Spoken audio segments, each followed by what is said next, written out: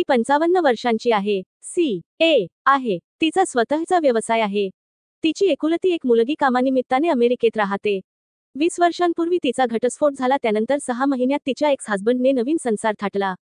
हिने एकटीनेच मुलीला वाढवलं. मुलीचं संगोपन व इतर गोष्टी यामध्ये तिने स्वतःला इतकं गुंतवून घेतलं की दुसरं लग्न करण्याचा विचारही तिने केला नाही. आता साधारण 1 वर्षभरापूर्वी तिला तो भेटला. ती जाते त्या जिममध्येच त्याच्याशी ओळख झाली. डॉक्टर आहे. गेल्या वर्षी त्याच्या पत्नीचे कॅन्सरने निधन झाले.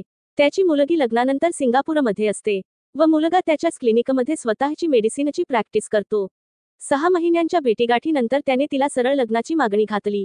ती विचारात पडली. तिने याबाबतीत स्वतःच्या मुलीशी संवाद साधला. मुलीने आईला छान समजून घेतलं. मम्मा, तू भारतात एकटी असतेस म्हणून मला नेहमीच तुझी काळजी वाटते. तू लग्न केलंस तर माझी काळजी मिटेल. तू खरंच लग्न कर. माझ्या लग्नाची काळजी करू नको. असं म्हणून तिच्या मुलीने लगेच ग्रीन सिग्नल दिला. त्याच्या मुलीने आढेवेढे घेत का होईना पण शेवटी लग्नाला सहमती दर्शवली. वडिलांच्या सुखात ती सहभागी झाली. पण मुलगा मात्र या लग्नाच्या एकदम विरोधात आहे. बापाने या वयात दुसरं लग्न करणं हे बरं दिसतं का, असा त्याचा सवाल आहे.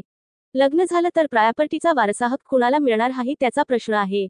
त्यामुळे दोघांनी मिळून लिव्ह इनचा पर्याय निवडला आहे. काल माझ्याशी बोलताना ती म्हणाली, मिथली, मी लहानपणापासून आईवडिलांच्या आज्ञेत वाढले. त्यांनी सांगितलं ते शिक्षण घेतलं. त्यांनी सांगितलं त्या मुलाशी लग्न केलं. घटस्फोट झाल्यानंतर माहेरी राहून आईवडिलांची शेवटपर्यंत सेवा केली. तेव्हा भाऊ भारतात फिरकलाही नाही.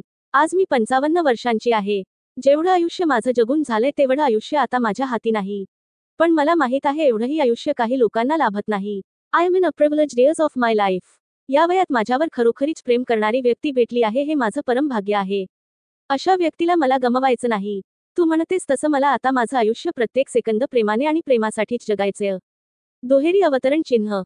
तिचं हे बोलणं ऐकून मलाही भारावून जायला झालं. मी माझं काम योग्य दिशेने करत असल्याची पावती मला तिच्या बोलण्याने मिळाली.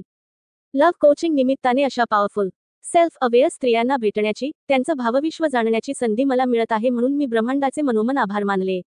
गेली 3 वर्ष मी या स्त्री सोबत काम करते आहे. 3 वर्षांपूर्वी अँक्झायटी अटॅक्ससाठी माझ्याकडे आलेल्या स्त्रीचं आजच्या घडीचं हे ट्रान्सफॉर्मेशन मी या लेखातून मांडलं.